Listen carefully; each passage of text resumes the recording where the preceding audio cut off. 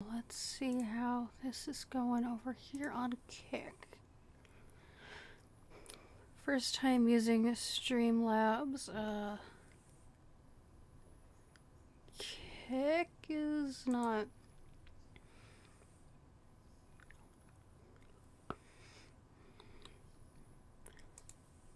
Kick doesn't seem to be doing a whole lot of anything right now. Cool.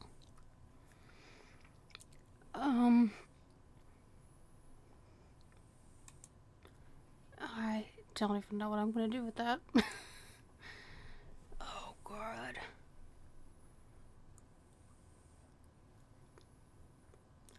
Okay, so how the fuck do I even use Kick? But it's not like built into fuck. Whatever. Got about 18 minutes. Well, no, not.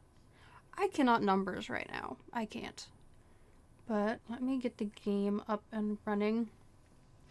So I have approximately 270 unplayed games in my Steam library right now. And what I have done, let me pull this up. I have gone into the wheel of names and actually like put all of them in there. And I figure what I'm going to do, here, let me pull this motherfucker up. The ultimate plan. The ultimate plan right now is every time I finish a game, we're going to spin the wheel again, find a new, and that's going to decide which game I play. Right now, I spun the wheel and ended up on the missing parts of Maria Gwozdek. I probably butchered the hell out of that. But that is what we're playing today. I'm going to start that in just a few minutes. I have never used Streamlabs before, so I am still figuring this stuff out right now. I probably butchered the hell out of that. Okay. But that is what we're playing today. I'm going to start that in just... Okay, I'm going to... There we go. I'm not listening back to my own stream right now. That's weird. At least I don't want the volume on that. And I've decided, if anyone even gives a shit, donate. If you donate $10, you can decide what you get to pick from the list of games that I have. There is an abundance of games, and it would probably take me a few years to get through all of them. Everything from, like, I've got Forspoken on there, I've got just a shitload of stuff. I have ordered, well, maybe I don't need a ring light so much, but I have ordered one. Let's see. Okay, wow. The delay is way longer than I thought. Okay.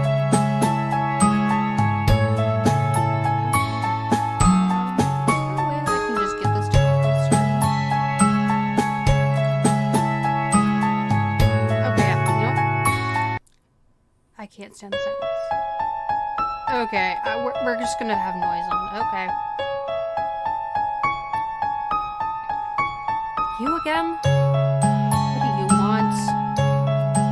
Tell me everything from the beginning. Sometimes I wonder what my life would be like if I had never met him. Would I still be alive? And would it be a bad thing if I wouldn't? February 13th. How are you feeling? I'm much better now, dear. Don't you worry. The nurse is really nice, too. Will you come and visit me soon? I promise I will, Mom, as soon as I can. Good. How is work? Okay. I mean, it's kind of chaotic at the moment, but it's going well. I am so glad to hear that. Oh, it's medication time, dear. I have to go. Okay, Mom. I'll call you tomorrow. Bye. Love you. I was laid off 2 months ago, and I can't bring myself to tell my mother. I can't ask her for money, as she is barely able to support herself. What with her illness, and I'm afraid the worry could make her worse. My landlord told me to pack my stuff and move out by the end of the week. The day after. I haven't been able to bring myself to start packing, though. I've been to about a dozen job interviews since I got the sack. What if I get a call? I know it's stupid, yet I keep hoping. I don't have anywhere to go either. I suppose I might be able to crash for a few nights at my elder sister Carolina's place in Columbus. Both Carolina and her husband Albert are just too successful to tolerate a miserable piece of shit like me for long now. And I could go to my mom's place in Martinsburg. It's been vacant since she was hospitalized. The problem is, if I couldn't find a job in Charleston, what are the chances of me getting one in Martinsburg? And how do I tell them?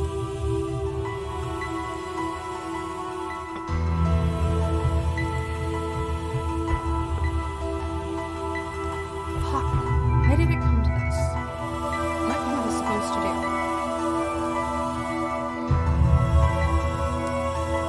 Check the answering machine, I guess? Hey, Maria! Did you call? We took Duck to see a movie. If it was about money, I mean, I'm sorry, but we really can't help right now. And you really need to learn to manage by yourself. So hey, let me know if you hear back from Walmart or wherever. It's all in your hands. Bye. Wow. Sisterly love and support at its most touching. I think I'm glad you weren't there when I called. What do I do now?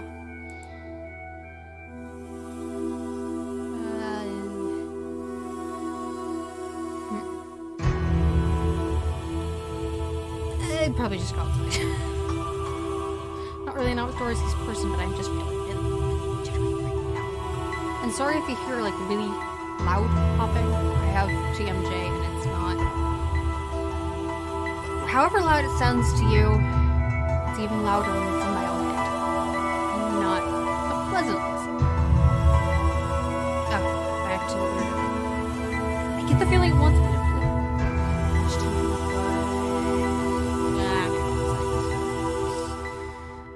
Minnesota, and it's actually gotten cold out, and there's no way in hell I'd do that right now, but we can pretend. While I'm sitting behind my computer screen, we can pretend to be active members of society. I could do with a breath of fresh air, figuratively for the most part, but some literal fresh air couldn't hurt either.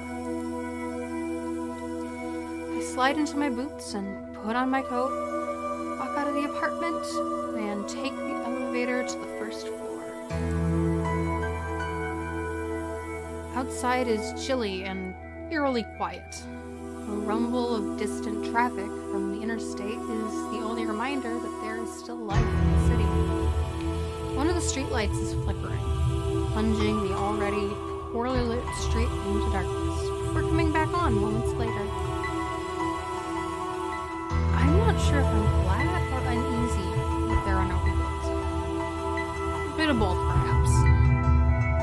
I'll start walking.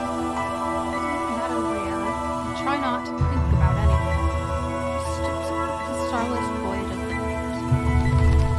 I hear a strange sound behind me, like huge wings flapping. I turn around, but see nothing.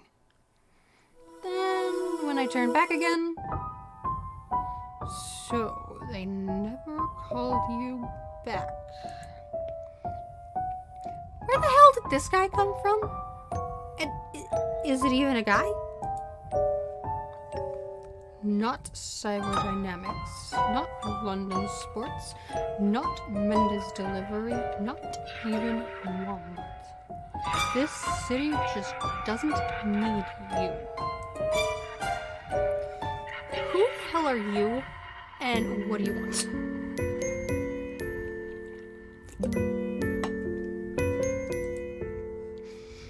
I am Oren, and I want to offer you a deal.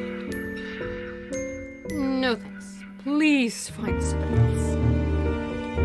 I can help you get a good job in Cyberdynamics. You want them to get back to you and offer you work? I can arrange that.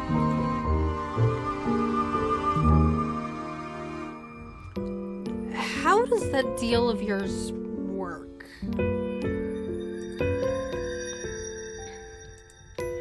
The deal is that I grant your wishes.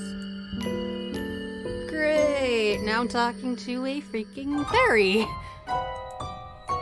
You got it. You sign a contract and I grant your wishes in return for your organs. My what? Organs. Body parts. Say I give you that job at Cyberdynamics and you give me an ear or an eye. Oh shit, oh shit, oh shit, oh shit, oh shit. This guy's a maniac. Pepper spray. Fuck away from me, you sick fuck. Here's the position in my face. But I'm still down, never. Seriously? Yeah, did I unlock it? Oh god, here's no time. Here it is. Not a thing here. What are you doing? I aim the camera's face and press the button. I realizes what is happening and turns away and laughs. Well, some of the spray still passes into the eye based on the brush that follows. I was just grabbed at his face. Turn around and start why his face like him. This is not childish. I don't care what the crap. Panting, I opened the apartment complex door and rushed to the elevator. Tapped the button repeatedly, glancing back to see when the elevator finally arrived, nothing impossible. Going from the first floor and squared on the elevator, across the hallway to my door. There is it. Under I correct, now thinking, get my apartment, and drop the door behind. I'm gasping. Should I call the police? Should I call Carolina? Could the creep have followed me? I don't think I heard his footsteps behind me. I could barely hear anything besides my own gasping. What even was that? I'm soaking. I noticed the air still holding a blink hand. Come on.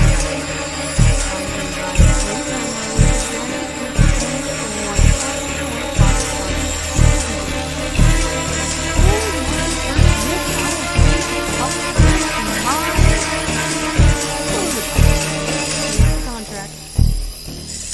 The rest of the page is filled with tiny print describing the terms of the deal. The bastard knows where I live.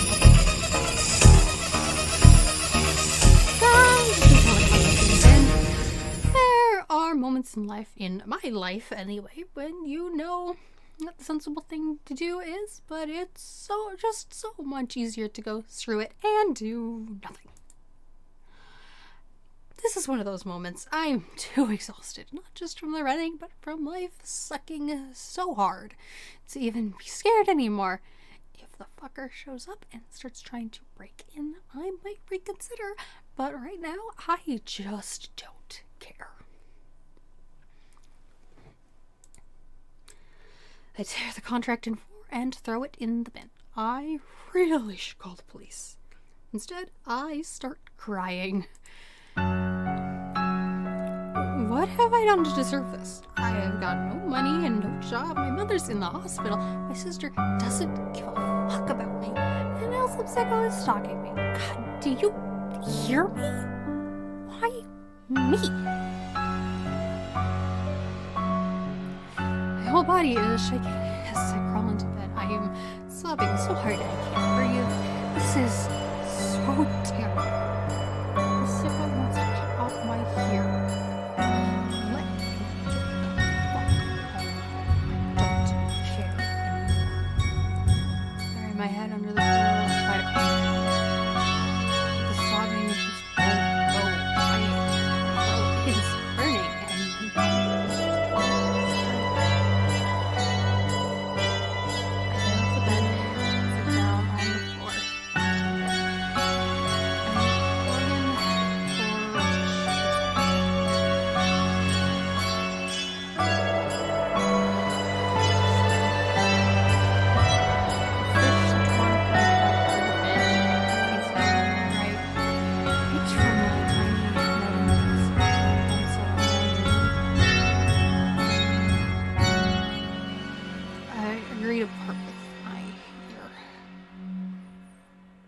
Could always just wear headphones, something to cover that part. Missing an eye would be a bit.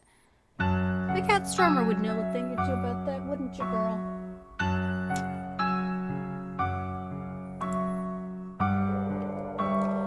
I leave the contract on the floor and go back to bed. Oh, fuck all this. I really need to sleep.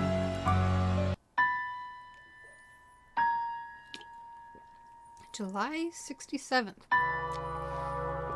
The room is huge and empty. There is no furniture, no windows, and strangely no door. All there is a vast space between four carmine walls.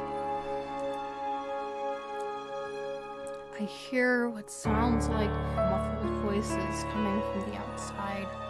I call out, but I can barely hear my own voice. The room seems to absorb every sound.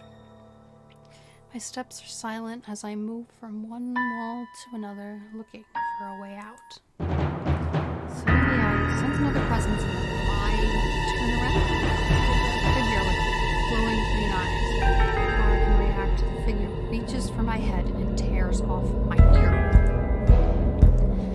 The room swallows my screams. February 14th. When I wake up, it's bright outside. I'm in bed, still in my boots, and something hurts in my head. The phone is ringing. Carolina decided to show some sisterly generosity. I pick up the receiver. Hello? Hello, is this Maria Gwozdek? Yes. This is Mark from Cyberdynamics. You had an interview with us in January for a position in the sales department. We have reviewed many applications and consider you to be the best suited candidate for the position. Are you still interested in the job? Yes! I mean, absolutely. When do I start? We'll be waiting for you tomorrow at 9. Do you remember the address? I do. Thank you so much. See you tomorrow. Yeah, see you. I cannot believe this is happening. Cyberdynamics was probably the most competitive vacancy I've applied for, and I thought the interview didn't go that well. Who cares, though? I've actually managed to get a job there. Take that. I begin to cry tears of joy, the receiver still pressed against my ear. And then I realized the receiver is pressing directly to my skull. Suddenly I remember last night. I rush to the bathroom and look in the mirror. My right ear is missing. I don't hear from Oren again, and I cannot seem to find the contract anywhere. When Carolina learns that I got the job, she transfers $1,000 to my account so that I can pay my bills. The following month, and apparently, to her surprise, I pay her back. Now that I have a proper job, my sister suddenly seems to like me. She invites me to her place in Columbus every now and then, and even Albert seems friendly enough. I grow long hair to cover my missing ear. I still feel uncomfortable in public, but I learned to manage it. I even find a boyfriend. His name is Tim, and he's a manager at Mendez. I can't say I don't enjoy this new life, but I do feel incomplete without my ear. And I keep seeing dreams of that Carmine room. Hi, Maria. Are you busy tomorrow evening? I need you here at 6. I'll be there, boss. Okay, I'll be there. Excellent. Bye now. I put down the receiver and, out of the corner of my eye, see Tim glaring at me. Let me guess. No movie tomorrow. You're letting Omar explode you again. Well, it's not like that. I just don't understand, Maria. Are you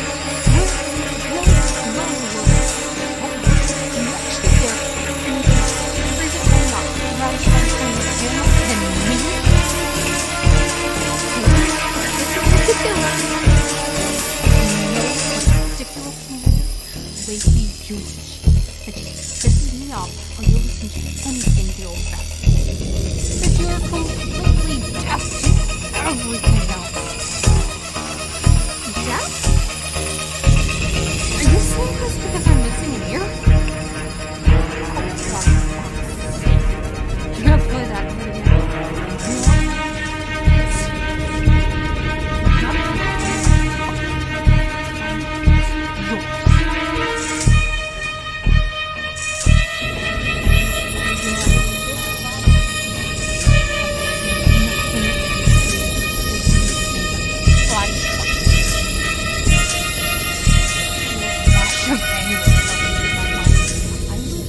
You knew what it's like to have a body part missing. Fuck this. I'm not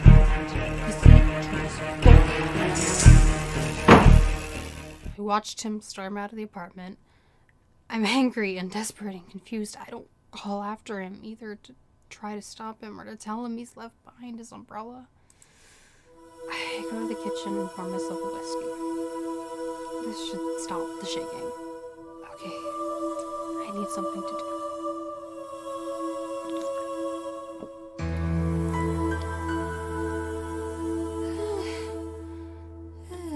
Just watch some TV. Maybe fall asleep. Something.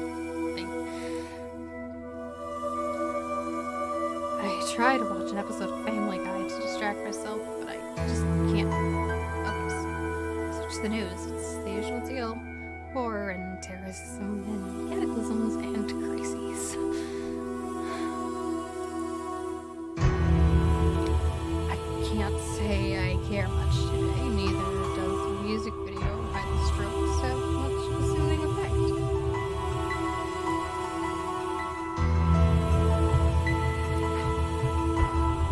Fuck this. It's not. I turn off the TV. I decide to go to get my mind off what happened. It's sunny outside and I take my umbrella just in case. In West Virginia, you can never know when it will start.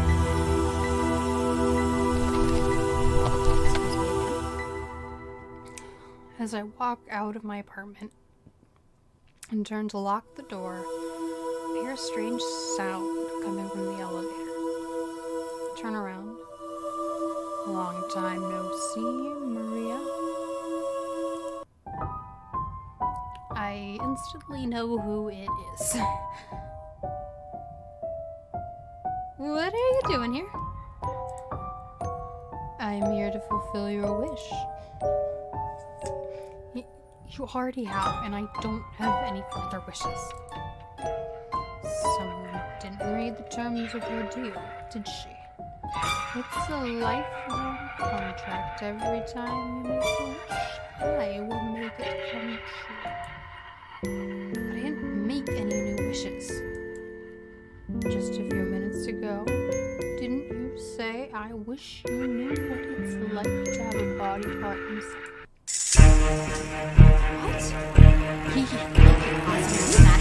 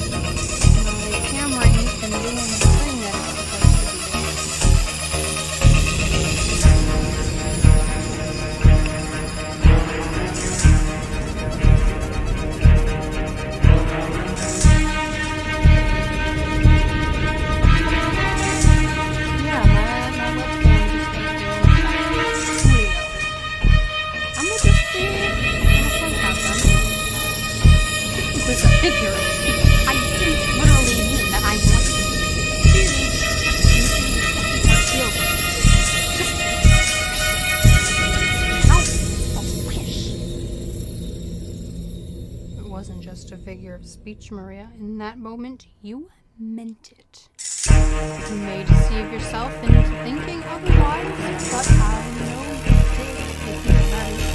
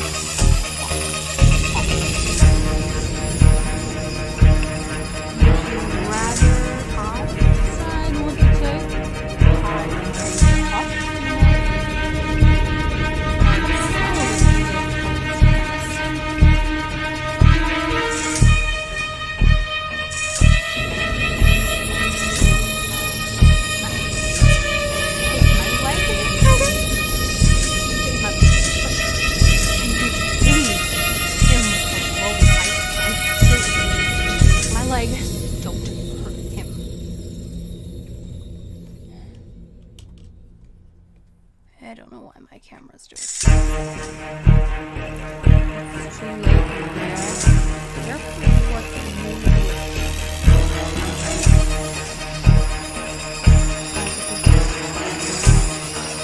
Great way to start my first stream.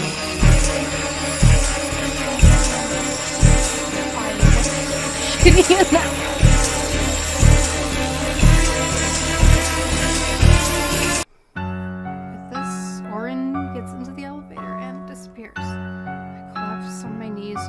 My head against the wall. I hear a door open behind me, and an old woman walks past, staring at me as she does.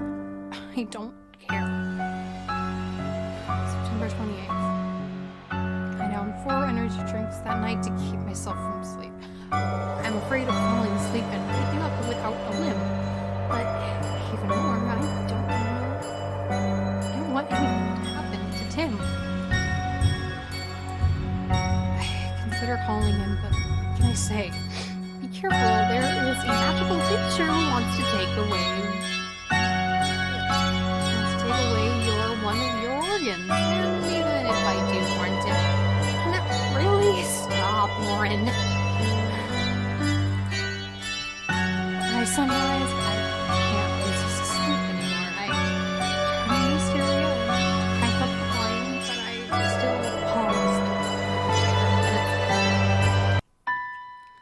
July 67th. I find myself in the Carmine room again.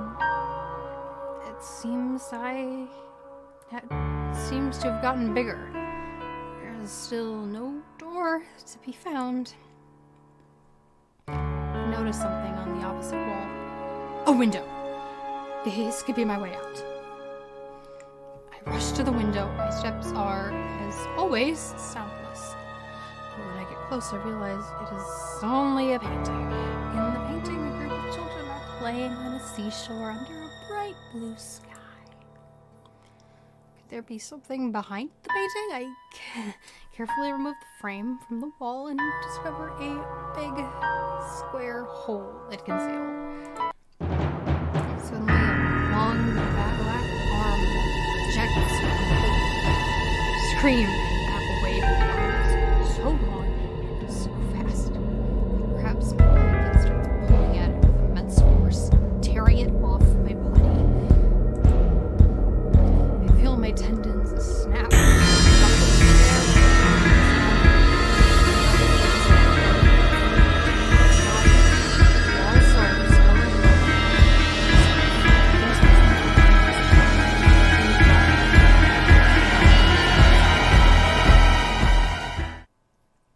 Next day I wake up with the prosthetic where my leg used to be. It doesn't really hurt, but as soon as I see it, I throw up right in my bed. Kind of him to at least give me a prosthetic if he's gonna be chopping off my leg. Was not expecting that. That same day, I learned that Tim got in a drunken fight in a bar and was stabbed in the eye. The surgeon had to remove his eye and replace it with a prosthetic. When I came to visit Tim in the hospital, he tells me to get out. He seems to blame me for what happened. Of course, he has no idea how right he is. I tell everyone I had developed an infection and had to have my leg amputated. Carolina doesn't seem to believe me. She probably suspects it had something to do with Tim. I guess she thinks he was violent or something, but she never really says anything. Omar transfers me to a less physically demanding job. The money is still good, though. In fact, technically speaking, he has given me a promotion. Out of pity, of course. I am disgusted with myself for accepting it, but I couldn't afford to refuse. Mom is ailing and her prognosis isn't good. She has lost nearly all of her eyesight. I come to visit as much as I can, but I never tell her about my lost leg.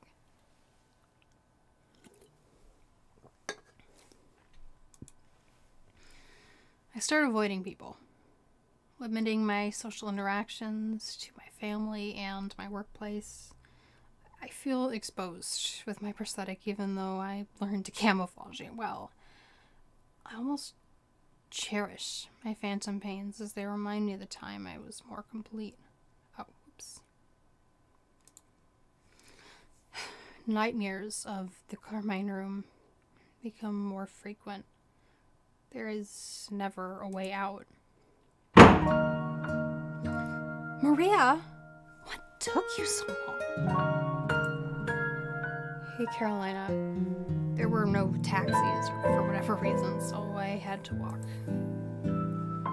Carolina and Albert live in Columbus's German village, which is not that far from the Greyhound station. But I'm still adapting to my new prosthetic leg, and what's a 20-minute walk for most people takes me closer to 40.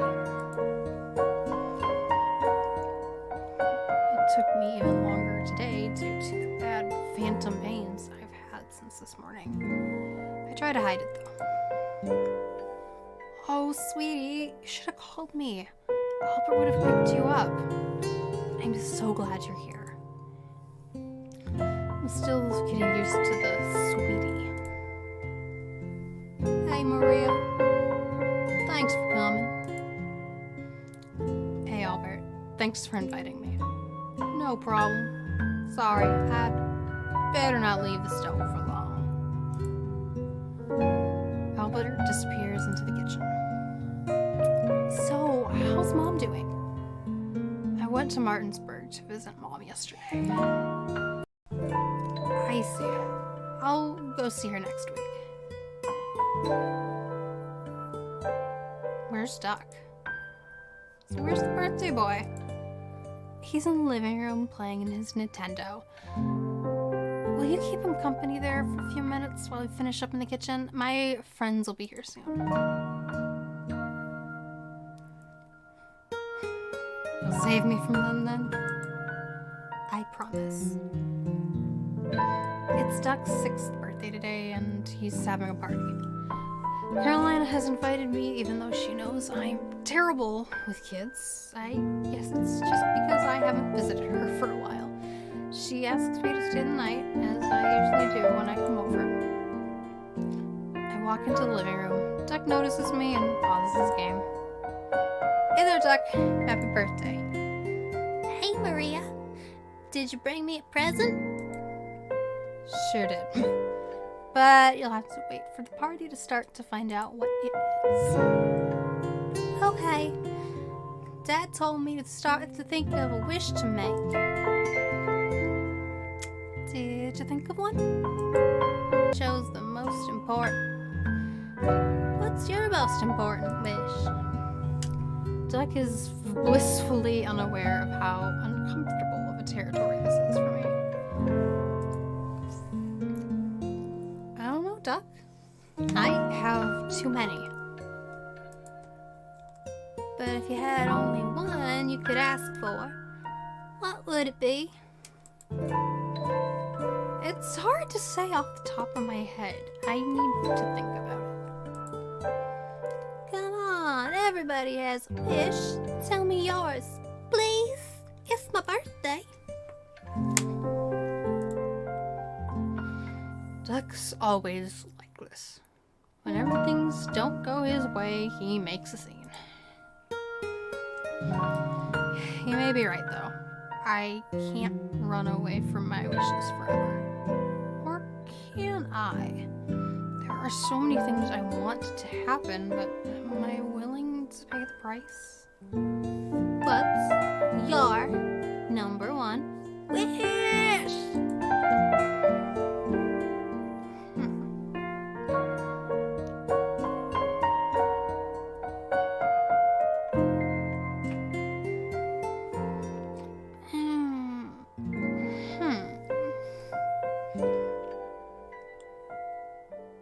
Okay, I'm stuck between to break a contract and to have my missing parts back. Because those would both break. Those would both fuck with the contract. Well, no, to have my missing parts back, you would have to take something else. So, I'm gonna go with to break a contract. To break a contract I signed a while ago. Like a contract. What contract? I'm sorry, but I can't tell you. Please, it's my birthday, you know?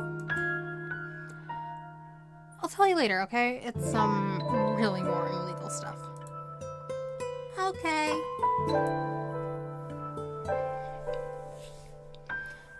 Okay, now it's done.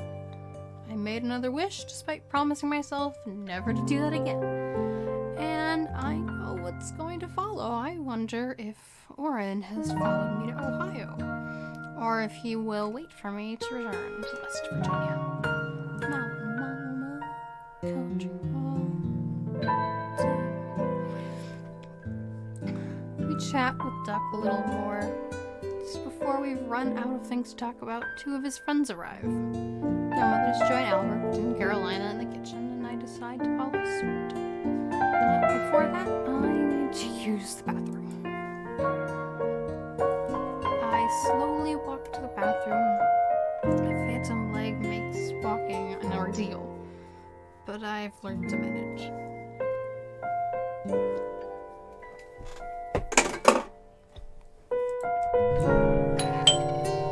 When I flush, I hear the doorbell ring.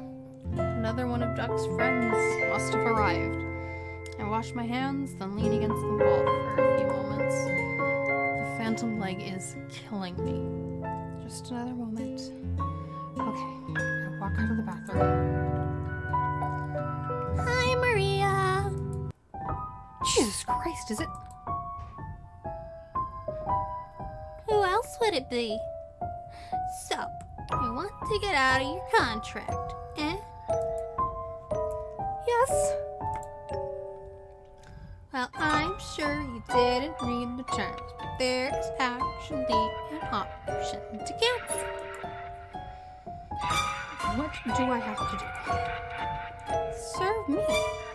You'll become my tool for 10 years. I knew it would be something like that. And how are you going to use me? You'll help me grant other people's wishes. Somehow I'm sure it's going to be way worse than it sounds. When do I start? Then you wake up tomorrow. Okay, let's get this party started. Carolina comes out of the kitchen carrying a tray with food. Albert is behind her with the birthday cake. Neither of them seem to notice anything strange about Oren's appearance. What are you two whispering about in the hallway? Come to the dining room with us. July 67th. I am in the Carmine room. The voices coming from the outside seem to have gotten louder. They sound anxious. I can almost make out the words, but not quite.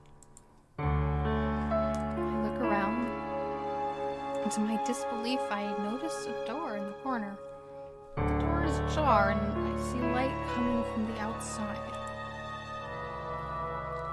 This is my chance to escape. I rush to the door, and I stumble and fall on the floor. The floorboards are sticky and emit a foul smell. Is it something under the floor? I get up and make for the door. Voices are almost clear now. I can smell the fresh air coming from outside. I feel gentle fingers of the wind touching my hair. I run outside and find myself in a sunny garden.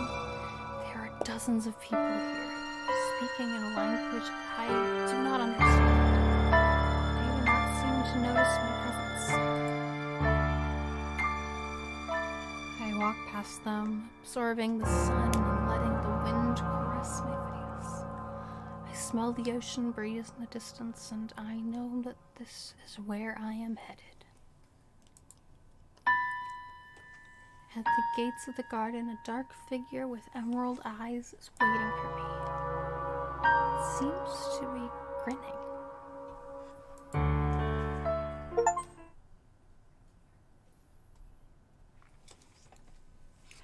Oren makes me his tool, as he promised, having me run errands for him. I hardly ever see him, though. Every day I find an envelope with an assignment and a few $10 or $20 slipped under my door. Most of the assignments are connected to other people's wishes. I have to quit my job at Cyberdynamics, much to Omar's surprise and Carolina's disapproval. My mother dies the following month. I feel guilty I didn't wish for Oren to heal her. Carolina and I almost stopped talking now that nothing seems to connect us. Oren's assignments range from simple to terrible. Sometimes it's just talking to an old loner, sometimes it's delivering a fix to a junkie in withdrawal. Once I have to call a woman whose boyfriend cheated on her and, pretending to be the girl he slept with, explain how I got him drunk and seduced him, despite his protestations. The poor idiot seems to buy the whole thing and redirects her anger at me. One day, Oren orders me to go to Tim's place and have sex with him. Apparently, Tim is lonely and desperate and misses me. When I get there, he is plastered and his face is covered in snot. He actually tries to hit me before he collapses to the floor. I still feel incomplete, but Oren's assignments keep me busy enough to almost not notice. I want to hate this new life as a slave, but strangely I don't. Of course, I can't wait to be free again, but that's a long way to go. For now, I am just glad I can have a simple wish without being afraid of it. And I am so relieved the nightmare of trying to escape the Carmine room are gone.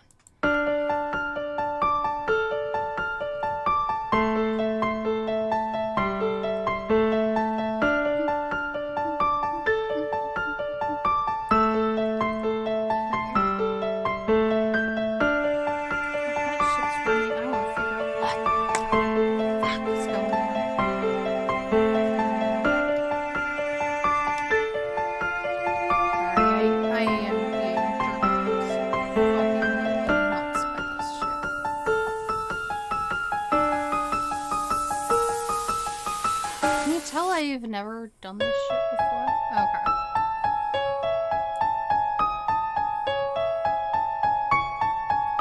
Christ. No? No.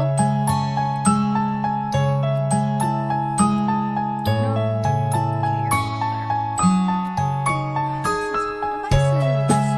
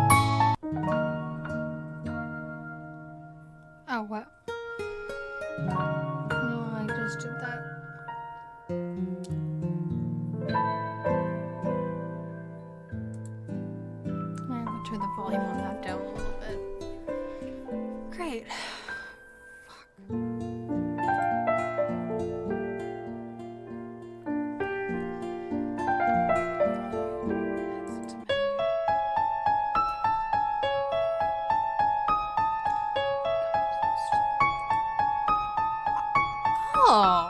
Ha! Figured that one out.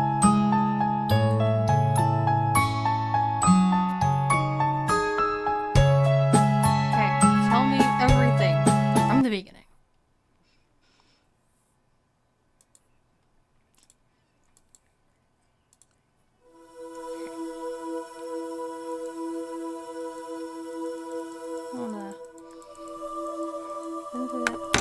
I get the feeling this is one of those games that could really, really benefit from having a thingamajiggy.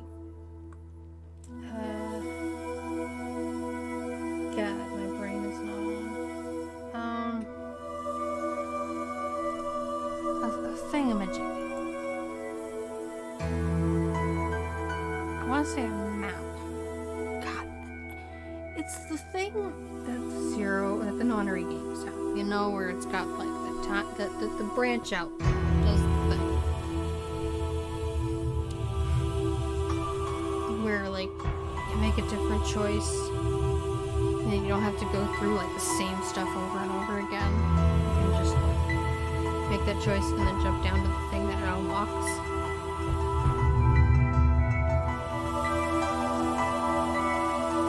Some map or something, I can't remember.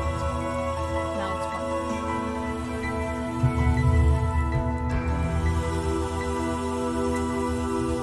Let's see, we done checked the answering machine. Let's just go to bed.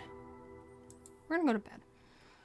That's what I really should do. If I don't go to bed soon, I'll start to get hungry. Which is a bad idea considering the near emptiness of the fridge. Problem is, I don't feel like sleeping. Should find a way to kill time before sleep. Watch TV. I turn on the TV, hoping for a distraction. It's the news, and the anchor's face is solemn and grim. She is reporting on a war happening somewhere in the world. There are air raids and explosions and shelling, and people are dying. Cities lie in ruins. What real suffering looks like, I tell myself. Compared to what those people are living through, what's losing a lousy job and being evicted out of a cardboard box of an apartment? This little inner pep talk only makes me feel worse. Like there is no hope for me. Like it's just a spectrum of how bad things are. And I should consider myself lucky to be on the not at immediate risk of being killed side.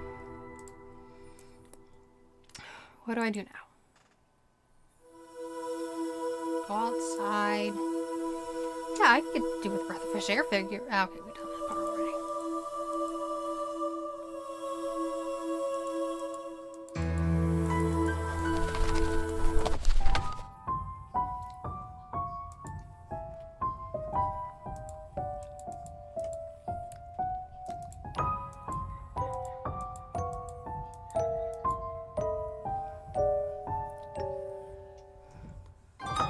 Are you stalking me? Don't be paranoid. You need help and I am offering it to you. Is that supposed to be an answer?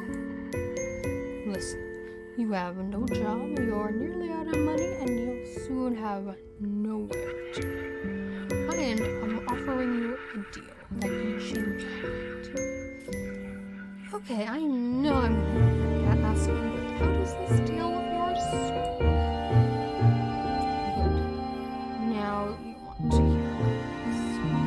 The deal is that I grant your wishes. Figures. I'm talking to a freaking fairy. You got it. We sign a contract and I grant your wishes in return for your organs. My organs, body parts. Say I give you that job at Cyberdynamics, and you give me an ear or an eye. Flowchart. That's what I was thinking of.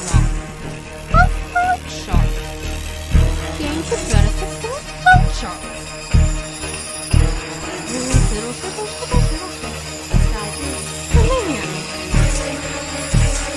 I'm gonna just run this time.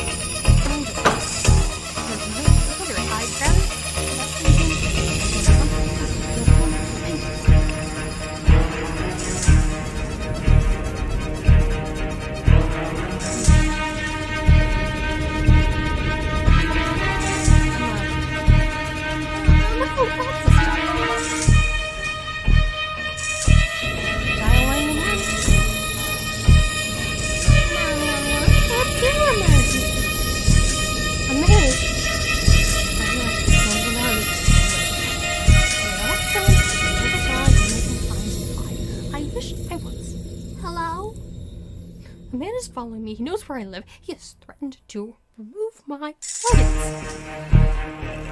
What is the address of the emergency? Take this home.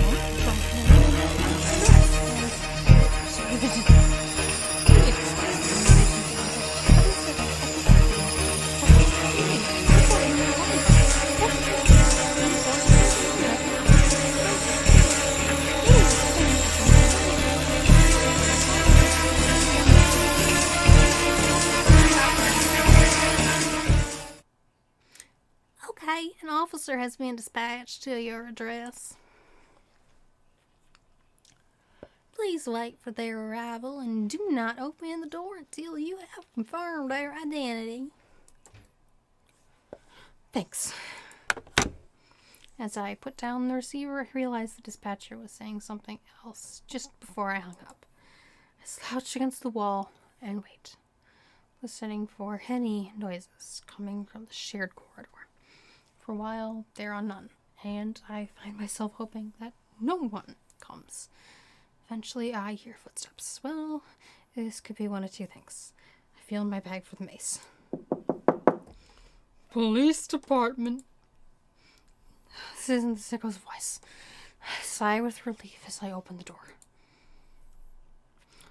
Good morning, ma'am. I am Police Officer Darvish with CPD. We have received a call for help. May we come in?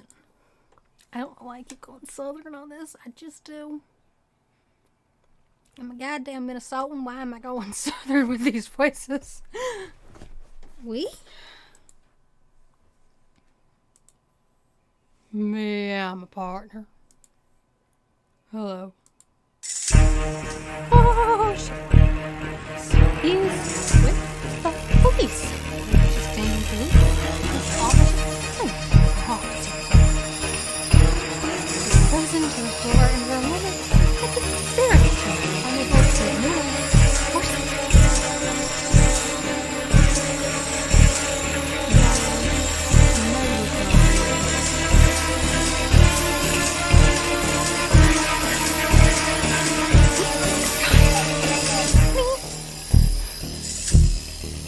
This is the same guy who threatened me in the street. Your partner is a criminal.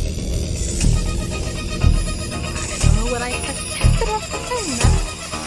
For a long moment, nothing happened at all. Nothing, especially what is most on the gender or surprise or skepticism or he's not much as brilliant. Seems to be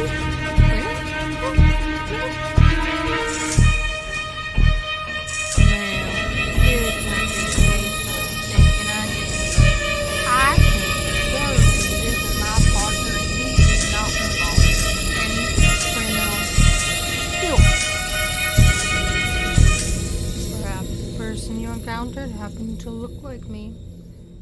We can help you find him.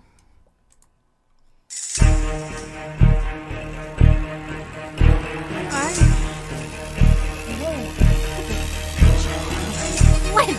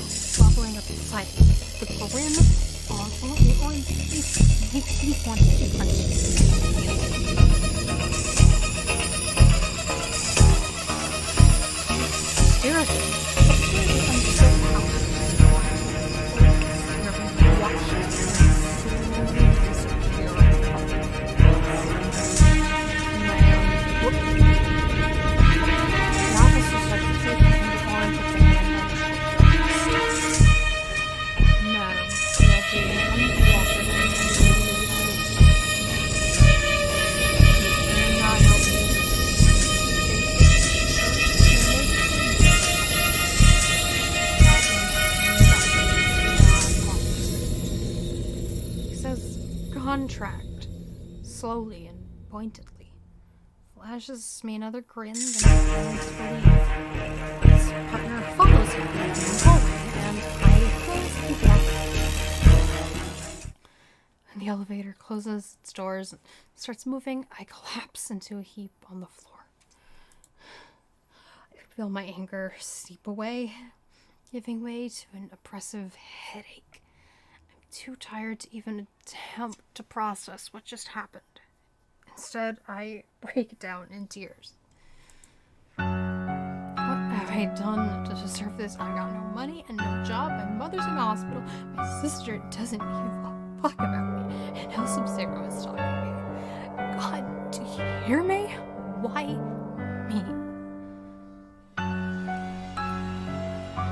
My whole body is shaking as I fall into bed. I am sobbing so hard I can't breathe. This is so damn. This sicko wants to cut off my ear. I don't care anymore.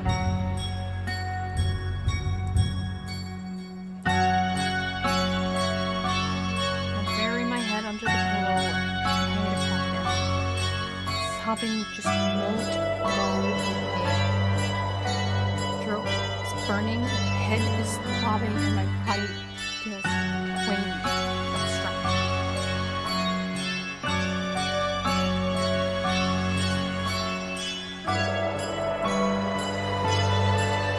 Streamlabs, move your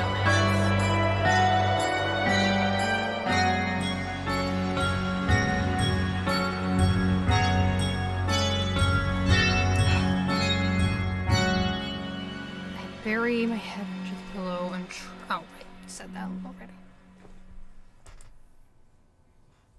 Oops. Wrong button. God damn it. Take a shot every time I say wrong button. I have a penchant for doing it quite frequently. Oh wait, where did my... Okay, go. There we go. I get off the bed and get some Tylenol from the medicine cabinet. As I head for the bathroom, still sobbing, my foot touches something on the floor. The contract. I catch myself reaching for the contract and roll my hand to start. Incredulous at just how desperate I have been. I don't know if this organs for witches is something worse, but however things might seem right now, I'm not saying anything organs, even hypothetically. Perfectly aware that I won't be able to sleep anytime soon, I drag myself back into bed, shut my eyes, and try to force my mind to stay. 3 days later, I moved back to my mom's place in Martinsburg with only a backpack and a cardboard box containing all of my surviving belongings. The rest having been donated to a thrift store or thrown out. The house is dusty and depressing and feels like a faded photocopy of the place I left behind years ago, when Mom was healthy and I was excited to experience the world outside of my hometown. I find a part-time gig waitressing at the local diner, just as I did as a teen before moving out. The pay has stayed the same, although the patrons, largely the same crowd as years ago, tip a bit more generously. I suspect it's out of pity, rather than because my service has in any way improved. Occasionally, I filch food from the diner kitchen at the end of the night shift to supplement my diet of canned beans and instant ramen. Now that I'm back in town, I visit Mom in the hospital almost every day. She seems worried about me, and I feel like the worry is shortening the already limited time she has left in the world. My sister seems to think the same. I can hear cold judgment in her voice when we talk on the phone. My own health seems to be getting worse as I keep having migraines and stomach pains. Not that I could afford visiting a doctor.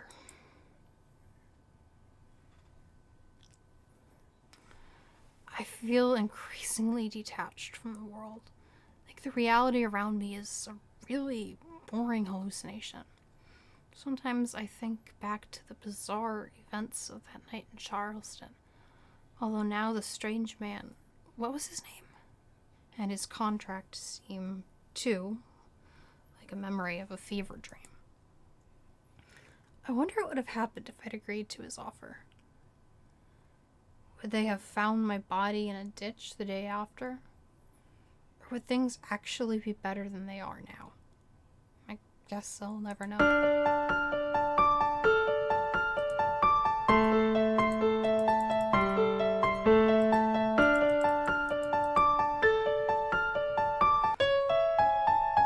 Okay, this makes me wonder, like, how much... Oh, God.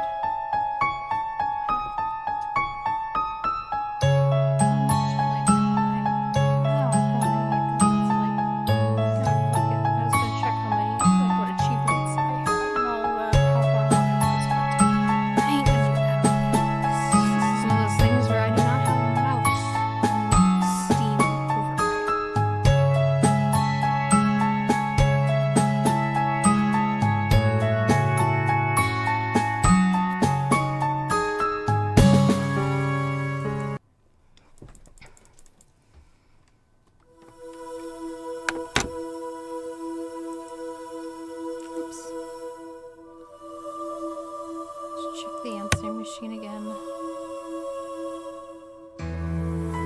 Go outside. What part of it, no thanks, do you not understand?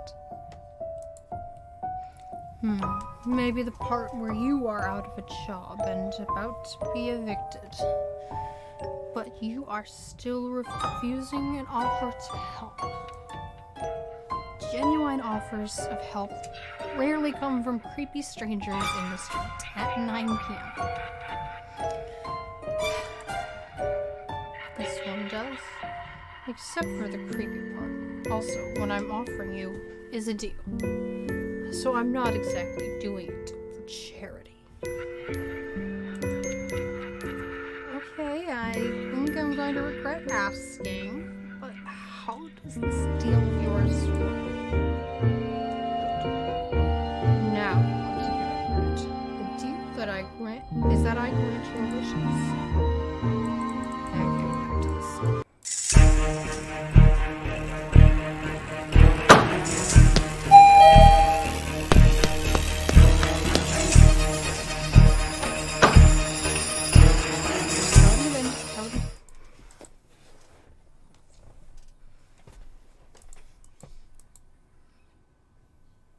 Okay, I remember now why I don't wear these cat ear headphones. They fucking hurt.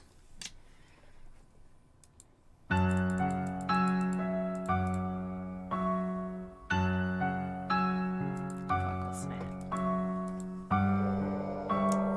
Okay with my eye. Oh, my cat Strummers can live without my eye. I mean, my entire house is covered in snot, but she has survived without an eye for about 6 or 7 years. Cat can do what I can.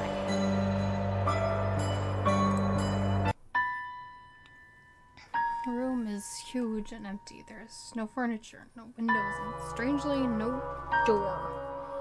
All there is... Okay, we'll go through it again.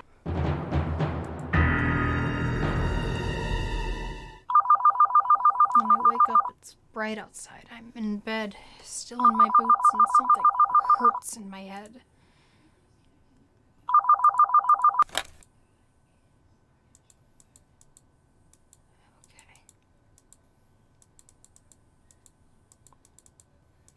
Okay. I cannot believe this is happening. Cyberdynamics is probably the most competitive vacancy I've applied for, and I thought the interview didn't go that well. Who cares, though? I've actually managed to get a job there. Take that, fuckers. I began to cry tears of joy. The receiver still pressed against my ear. Then I realized the tears are only coming out of one of my eyes. Suddenly, I remember last night. I rush to the bathroom and look in the mirror. My right eye is missing. In its place, a fake eye is staring back at me lifelessly. you know what, I do appreciate that he's at least giving me prosthetics. You know, he's not just like taking my shit. Except for the ear. He did not give me a prosthetic ear, although I don't really know how that would even work. I don't know, he could give you like an ear trumpet or something. But, oh.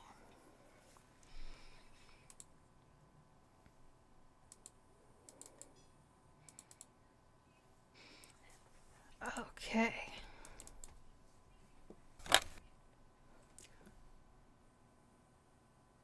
Hi, Maria.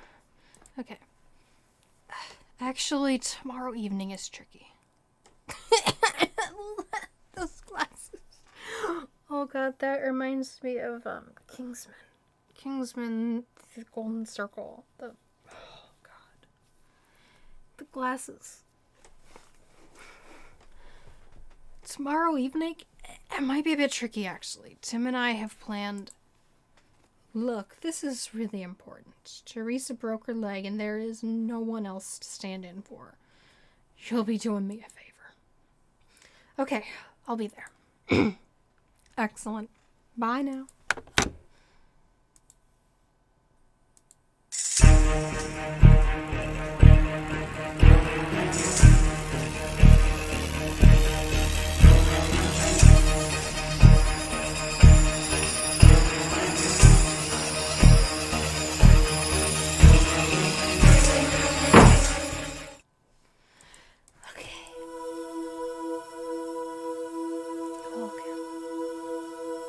I find it hard to believe, but Carolina and I have grown much closer over the past few months. Maybe it's because I'm finally a mature human being with a proper job. Maybe it's because I lost an eye, or because our mother has been seriously ill. Most likely it's all of these things together. So when I need someone to talk to, I call my sister. Hello? Hey. Maria, what happened? Are you crying? No, just a little. Tim and I had a fight. Again? I'm getting sick of this guy. You've been together for what, like 2 months? Almost 4. You've been together for 4 months, and you had more fights than Mike Tyson. I complete the sentence and Carolina chuckles. That's right. You need to dump him, Maria. I think he's just dumped me.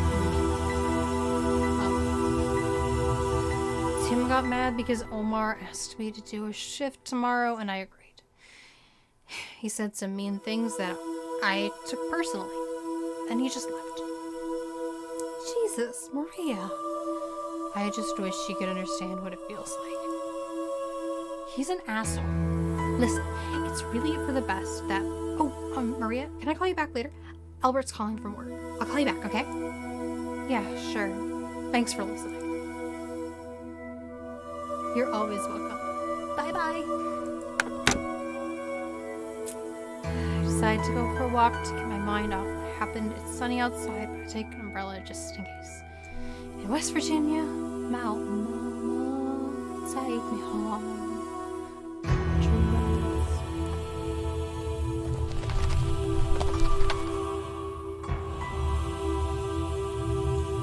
As I walk out, oh, that's just over. You might hear some wheezing, sniffling sounds in the background. That is my cat's one. She has something of a permanent sinus infection because of some punching her up with the baby gun. That's also why she is missing one of her ears. So, she has a beanbag chair. Probably at least 40% of the day in. So, if you hear that, that's her. That's my cat. As I walk out of my apartment and turn to lock the door, I hear a strange sound coming from the elevator. I turn around. Long time no see, Maria. I instantly know who this is. I thought you were a man. I am whatever I want to be. Yeah, I get it. You're an all-powerful being that can be whatever and wherever you want, yada yada. What I don't understand is why you're here. I'm here to fulfill your wish. You already have, and I don't have any further wishes. Someone didn't read the terms of her deal, did she? It's a lifelong contract. Every time you make a wish, I will make it come true. But I didn't make any new wishes.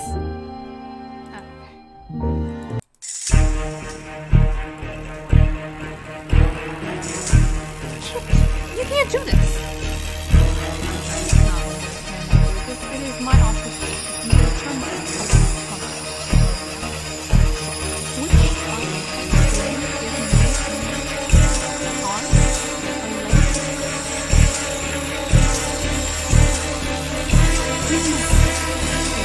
him out of it. If you want to have my arm or leg, then take it. But just leave him out of it. I'm afraid I cannot do that. Otherwise, I will be granting your wish and fulfilling my contractual obligations. But so which one will you get?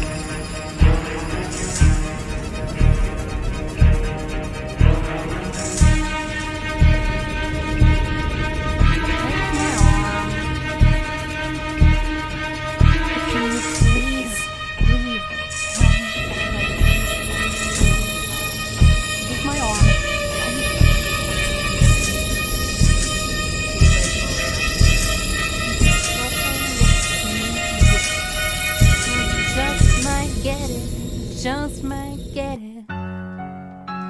With this, Oren gets into the elevator and disappears. I collapse on my knees and press my head against the wall. I hear a door open behind me and an old woman walks past, staring at me as she does. I don't care. I down 4 energy drinks that night to keep myself from sleep. Blah, blah, blah, blah. We done this before.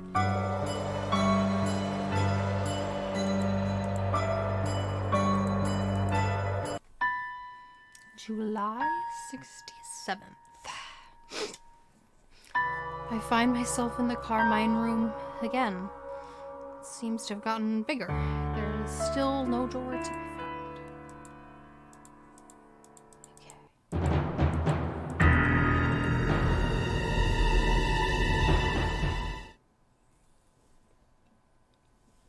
The next day I wake up with the prosthetic where my arm used to be. Doesn't really hurt, but as soon as I see it, I throw up right in my bed. I really cannot stress just how much I appreciate this guy at least paying for my prosthetics. Because that shit's not cheap. And I have a cousin who has a prosthetic leg. And that shit ain't... How much does a prosthetic leg? Or prosthetic... Where's my... Yeah, there it is. Okay, I'm actually curious now.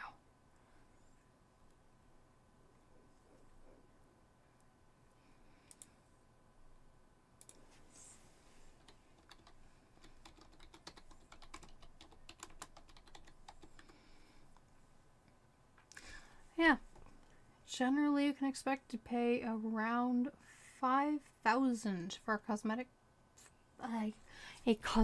prosthetic without insurance. If you have a functional prosthetic with a hook, you'll likely pay around $10,000 without insurance. You may spend anywhere from $20,000 to $100,000 for the latest myoelectric arm technology. Now, we don't know exactly what type she's getting, but good God. Oh, hey, Stormer. Yes, that chirping is in fact a cat. Stormer chirps. You a little chirpy boy. You chirp like a burb. You a little borb. Ain't you a little borb? Yeah? I wish my camera was working because she is a precious little baby and I'd like to show her, but I cannot. She's such a precious little baby. Should probably sneeze on my camera and cover it with snot. My entire house is currently covered in cat snot. She's just looking at me wondering why I am airing her dirty laundry right now. But yeah, okay, so we don't know what kind of prosthetic she's getting, but okay. Oh, that's the most affordable bionic arm. I don't imagine she's got a bionic. I don't know if she'd have I don't know what Oren's given her. I'm curious.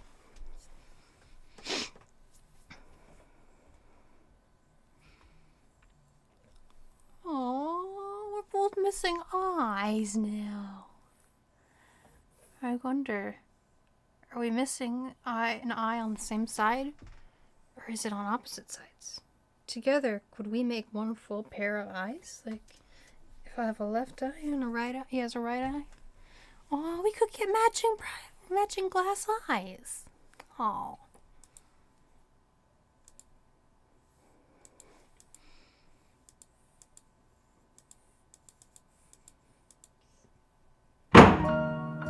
Hi, sweetie. Okay.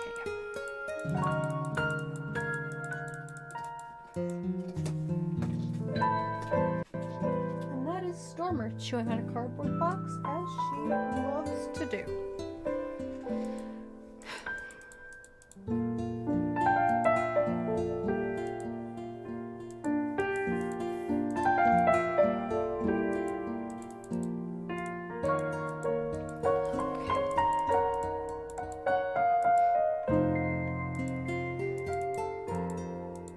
Let's see.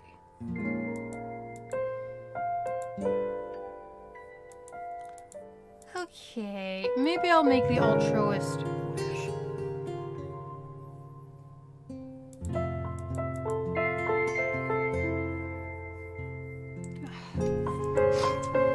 For your grandma to get better.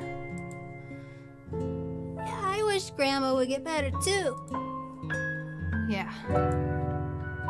Okay, now it's done. I made another wish despite promising myself never to do that again. And I know what's going to follow.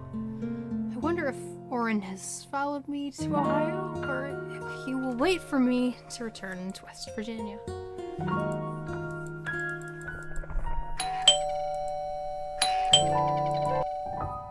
Jeez. Okay. Huh. Kidney, lung.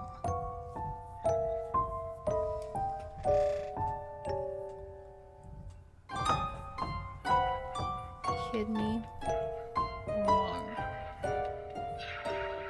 I guess as someone with asthma, I really wouldn't want to lose a lung.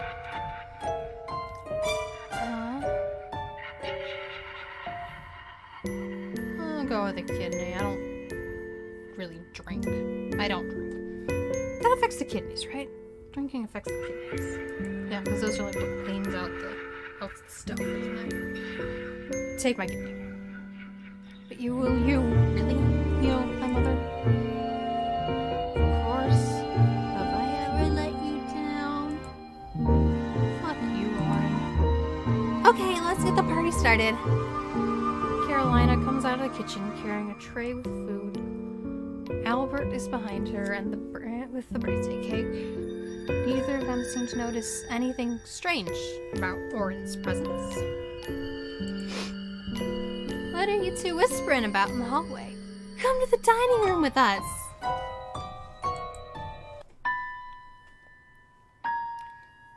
I'm in the Carmine room. The voices coming from outside seem to have gotten louder. They seem anxious. I can almost make out the words, but not quite. I look around. To my disbelief, I noticed a door in the far corner. The door is ajar and I see light coming from outside. Excuse me. This is my chance to escape. I rush to the door. I stumble and fall The floorboards are sticky and emit a foul smell. Is it something under the floor? I get up and make for the door. Voices are almost clear now. I can smell the fresh air coming from outside, feel the gentle fingers of the wind touch my hair. A dark figure appears in the doorway, squaring all light and buffling the voices. The emerald gleaming eyes stare at me with cold indifference. A long arm reaches for my chest. Suddenly I am frozen in place. I cannot scream. I cannot.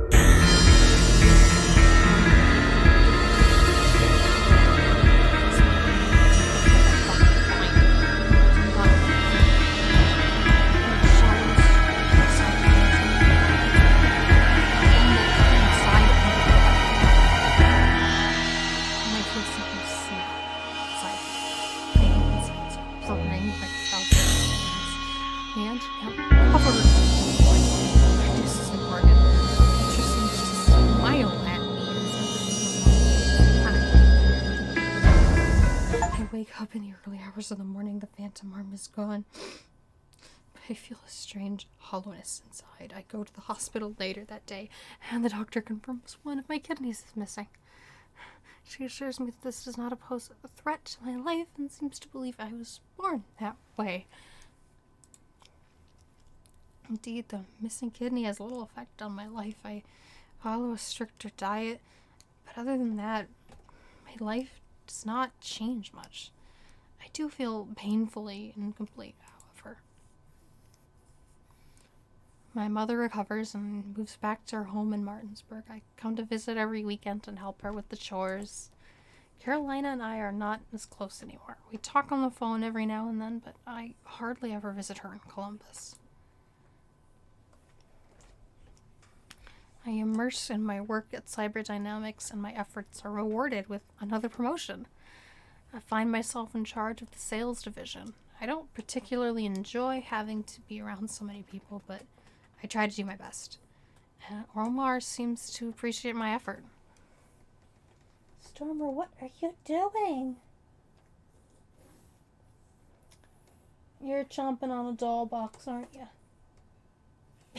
Don't look at me like that. God damn it, I want to show her on camera so much. Why does my camera have to be fucking up? I start going out with Mark, the HR guy. He doesn't seem to mind my disability. On our second day, I learned that he himself has a prosthetic leg. Dreams of the Carmine room continue, but I almost learn to accept them. Even when I'm dreaming, I know there is no way out of the room. I decide not to make another wish ever again, and this time I better not give in.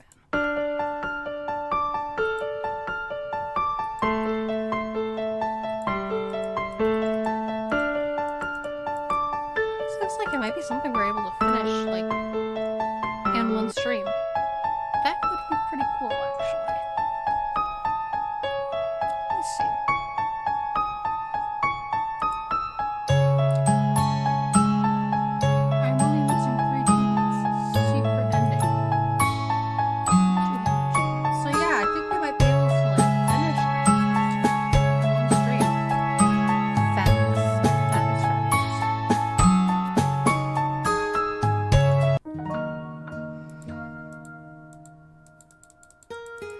Okay.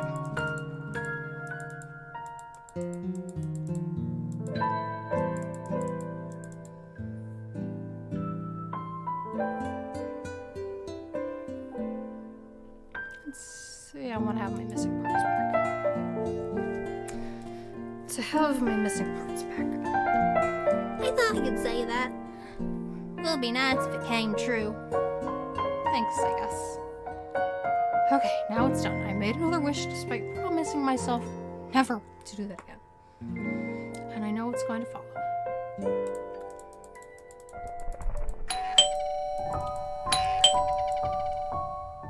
No, shit. I meant to say...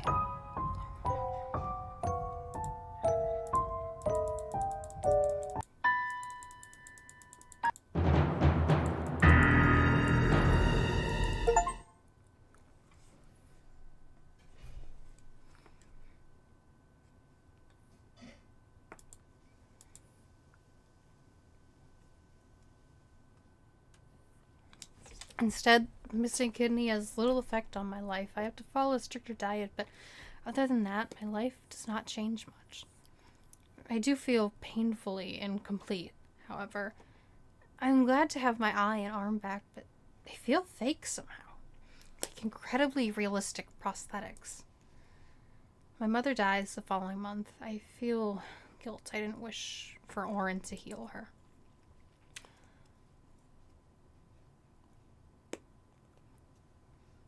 Carolina and I grow distant again.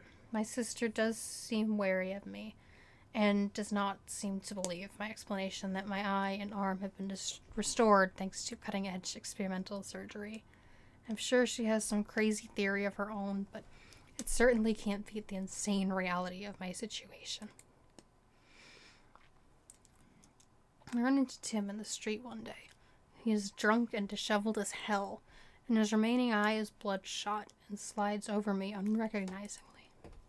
I quit my job at Cyberdynamics and moved to Columbia, South Carolina. I find a job there and rent a studio apartment near the river. I enjoy the fact that nobody there knows me and I don't know anybody. And for the foreseeable future, I intend to keep it that way. I keep seeing dreams of the Carmine room, but I almost learned to accept them. Even when I'm dreaming, I know there is no way out of this room. I decide not to make another wish ever again, and this time I better not give in. Okay. We've got 2 achievements left to go.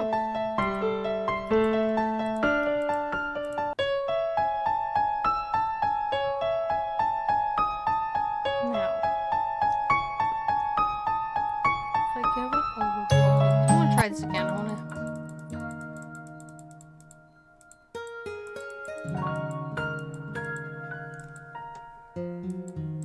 I want to see what happens if I give it long. That seems like it could affect me a lot more. Let's just say I don't have any. I don't have any wishes. Everybody has a wish. Oh, not me. Liar. That's not very nice. And it's not nice to lie. Duck turns away from me and pointedly returns to his game. Good job, Maria. You just upset a kid on his birthday. I had no choice, though. After what happened to Tim, I promised myself to never make any wishes.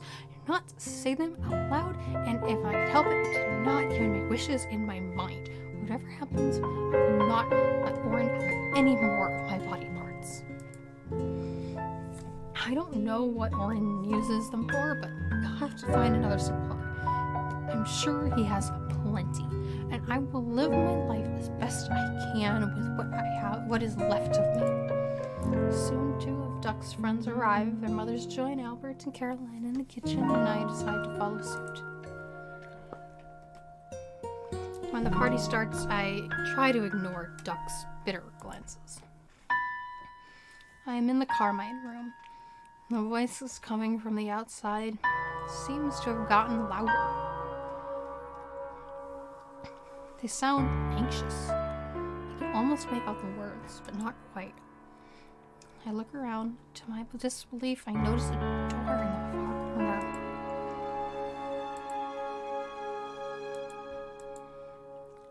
Get it.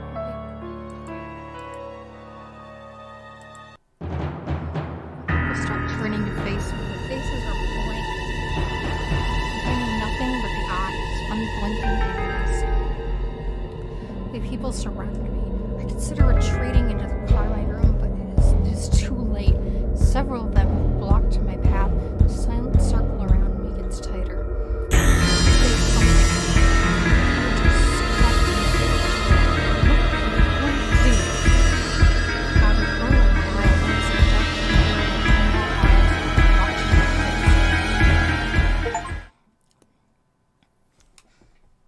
My mother dies the following month. I feel guilty that I didn't wish for Oren to heal her. After the funeral, Carolina gives me a hug, which I don't remember her doing since I was a teen. We grow even closer, discovering a sisterly bond we never really shared before. I come to Columbus every other weekend. Duck doesn't like me much, but Carolina doesn't seem to notice. I immerse in my work at Cyberdynamics and Omar rewards my efforts with generous bonuses. I do not get another promotion, though. Next March, I learn that Tim died of renal failure. Apparently, he had taken to the bottle since losing his... I avoid interacting with people outside work, with Carolina and her family the only exception. I don't want to be around people, as it makes me feel too exposed, incomplete, and vulnerable. And I notice even my colleagues don't really like me. Nightmares of the Carmine room continue to haunt me and become almost nightly. I start taking Xanax and try to convince myself it makes me sleep better. And it probably doesn't. Maybe it does help a little with the phantom pains. Sometimes I think I hear the sound of gigantic wings flapping nearby. But when I turn around, no one is there. I think Oren is trying to wear me down, force me into making another wish out of desperation. There are moments when I feel this close to doing so, but I am able to control myself. Come what may, I will put up a fight.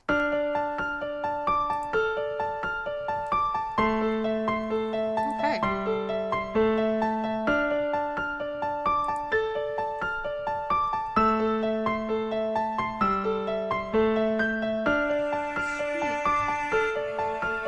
I got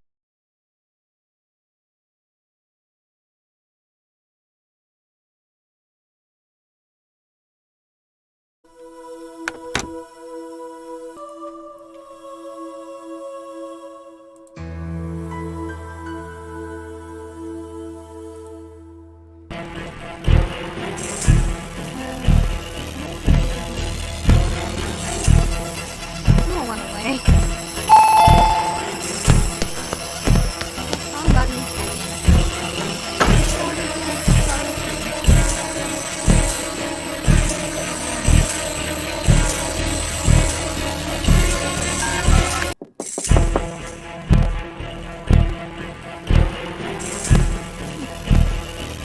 I don't need help. There was this... I try to find home like I'm in a total situation and my heart isn't pounding. Good night.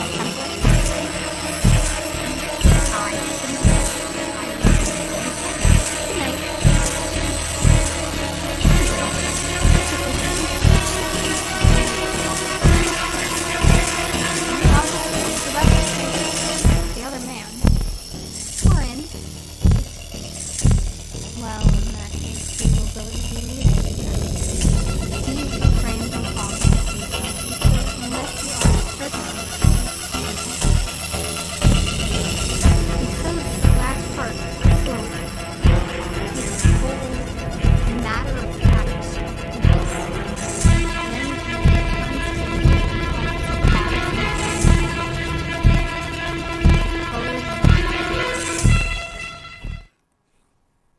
When the elevator closes its doors and starts moving, I collapse into a heap on the floor.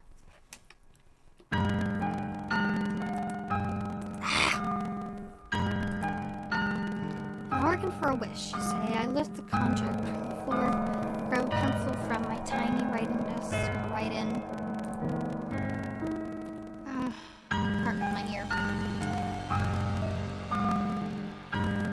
Oddly, the moment I finished writing the word, my headache clears to the face. I leave the contract on the floor and go back to bed. Fuck all this. Really need to sleep. Ah!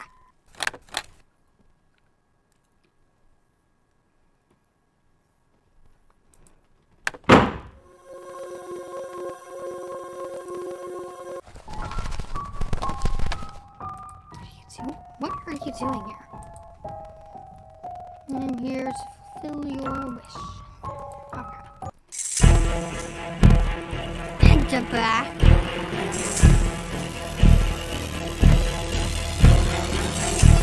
I didn't give you anything. Oh. Would you rather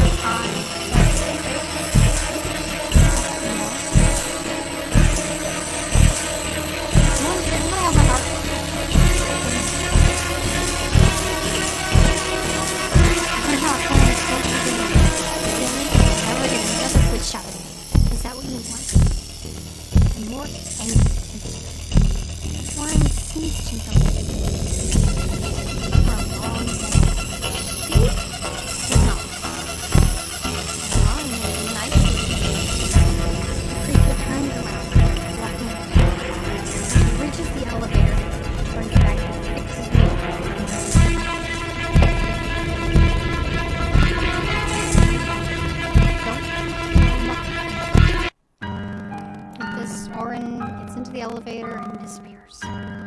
I collapse on my knees and press my head against the wall. I hear a door open behind me and an old woman walks past, staring at me as she does.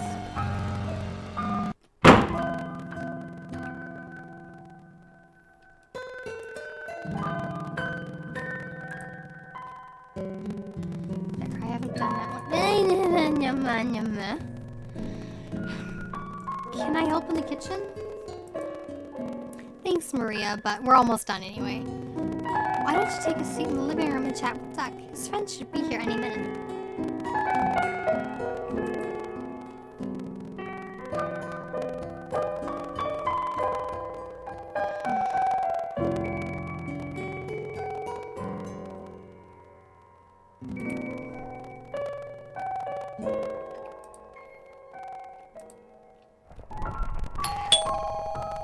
Hello.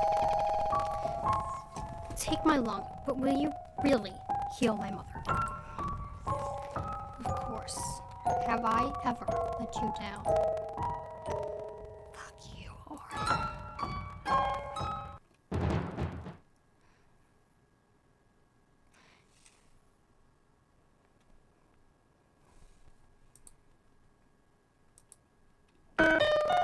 Okay.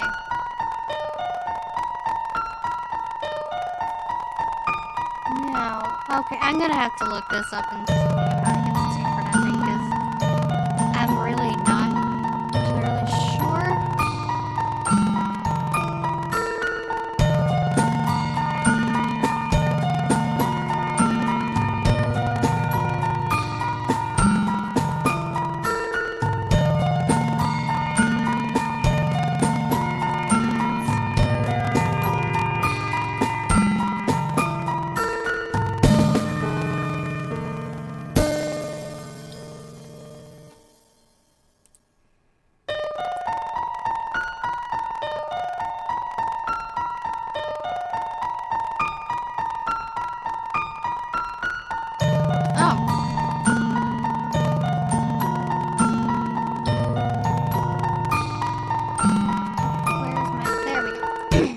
I figured it out. Go outside. What part of no thanks? Wait. Contract. Don't touch the contract.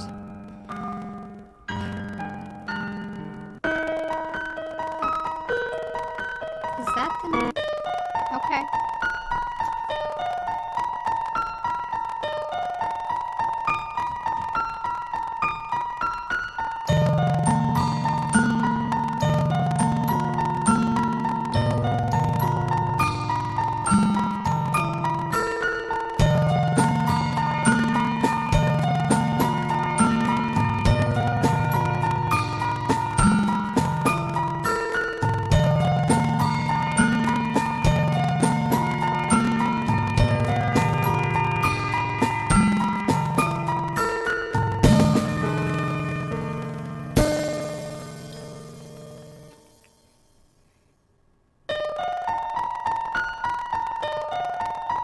Okay, I'm looking at it right now.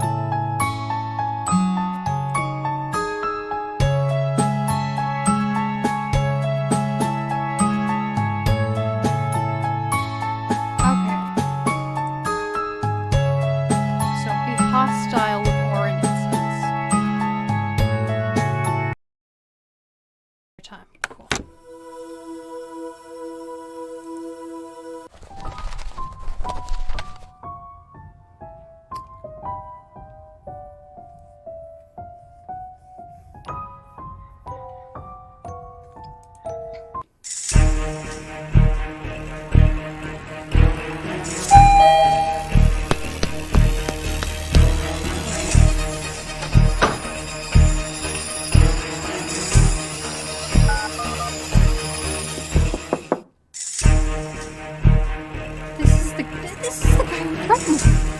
This is the same guy who threatened you. Your partner was a criminal.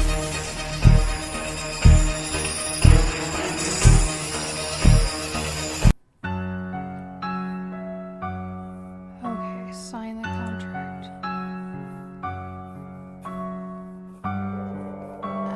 I'll go with my hair. I like Maria with long hair better anyway.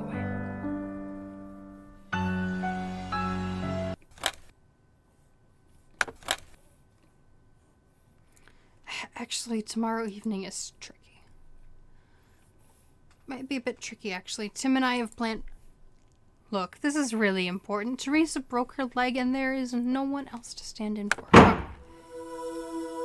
Watch TV.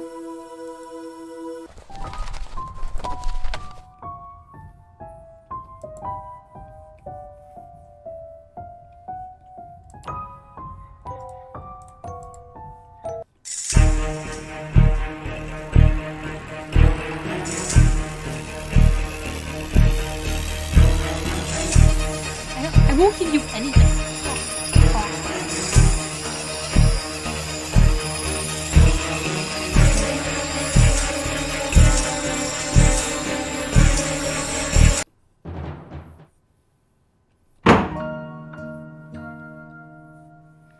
Okay. There's Duck.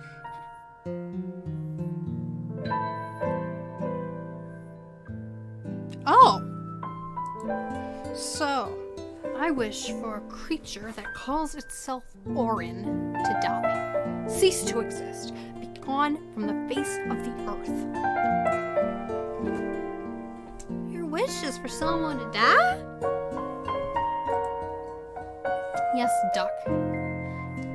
But it's a terrible person that keeps making other people suffer, and this person deserves to die. That's horrible.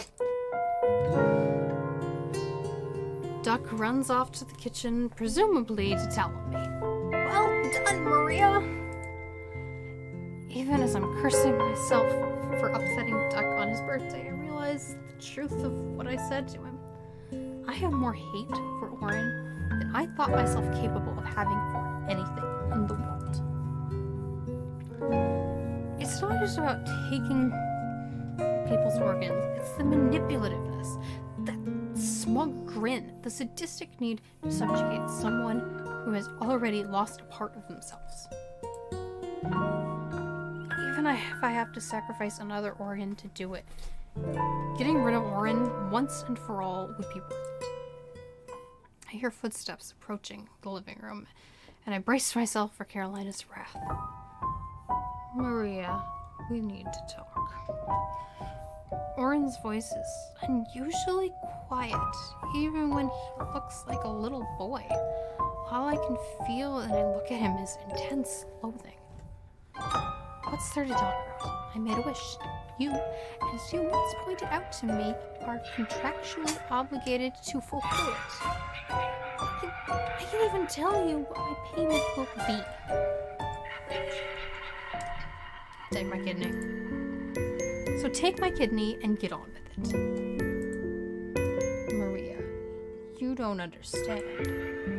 For the first time since I met the creature, I think you can see fear in his eyes. And I find myself rather enjoying the sight. Despite what you may think, I'm not doing this because I enjoy it. I have to, Maria. It's a job that needs to be done.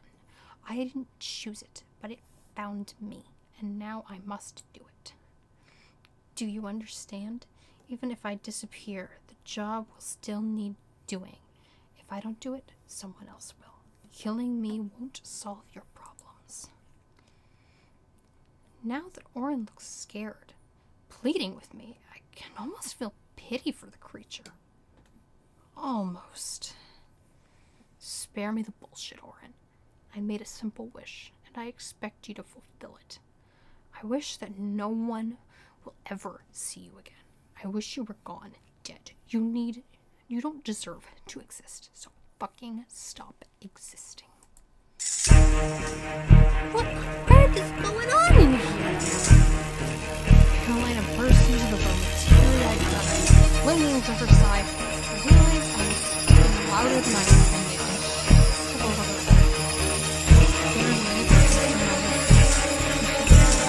Her, it's been quite a little voice.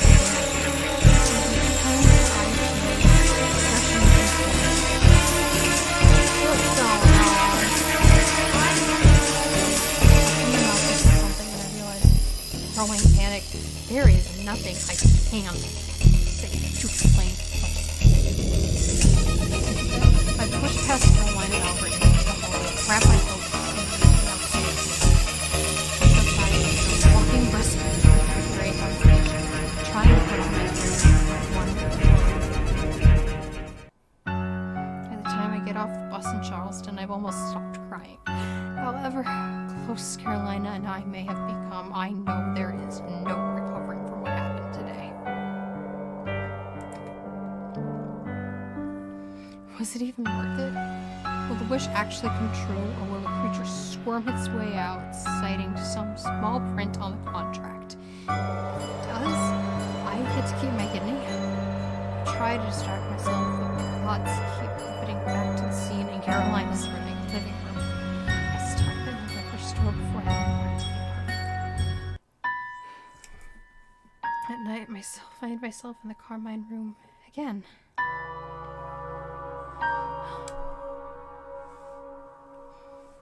This time, something is different.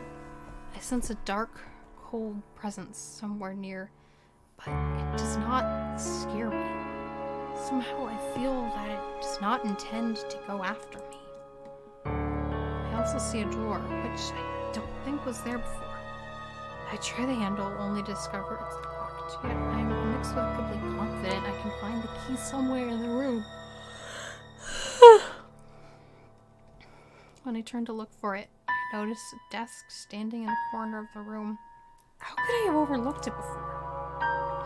On the desk, there is a thick pile of papers held together by an elastic band. The paper on top seems to have my name on it. I reach for the papers. I expected a headache, but instead I wake to a ravenous hunger. I wouldn't be surprised at feeling peckish after skipping dinner last night. This is stronger than any hunger I've felt before. There's something else too, but the hunger is too overpowering for me to focus on whatever the other thing is. I get out of bed and go straight to the fridge. None of these meager contents look appealing. I whip up a cheese omelet and wolf it down, burning my mouth on the molten cheese. But the food barely tastes of anything, and I realize it has done nothing to satiate my hunger. I catch a glimpse of my face in the mirror. Oh God, no. No. I know those eyes, and they don't belong on my face. It is only then that I realize that my ear and arm are back, as if they had never gone. Suddenly, Oren's words came back to me. I didn't choose this job, but it found me, and now I must do it. Even if I disappear, I will still need to. If I don't do it, someone else will. You have to be fucking kidding me. I can now make out the other sensation behind the wolfish hunger. Something is calling to me. This place I must go. There is someone wishing. I don't know what for. The unknown person's desires are like murmurs of distant conversation, and I need to hear what's being said. I'm certain I will sense more as I get closer. Somehow, I know exactly where to go. I try to fight it, but I must know what this person is wishing for. I know I can grant their wish, and I realize with panic rising inside of me that doing so and getting paid for it is the only way to sate my hunger. I get dressed, preparing to go outside, the hunger still gnawing inside my body. As I put on my boots, I notice a thick pile of papers lying on the floor, bound together in an elastic band. The paper on top is my name on it.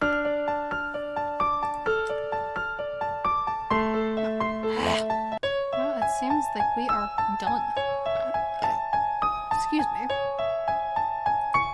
that was nice and quick.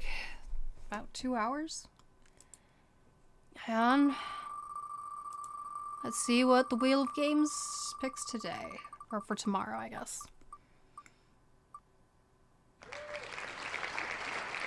Teleforum! Okie dokes. I will get that downloaded. And that will be that.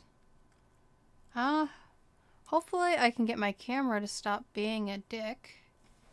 That would be fantastic. But I should be back tomorrow at the same time. That being roughly 9 a.m. Central. So, auf Wiedersehen, meine Freunde. I'm still not Tony. Not tonight either. Just a shameless call me Kevin.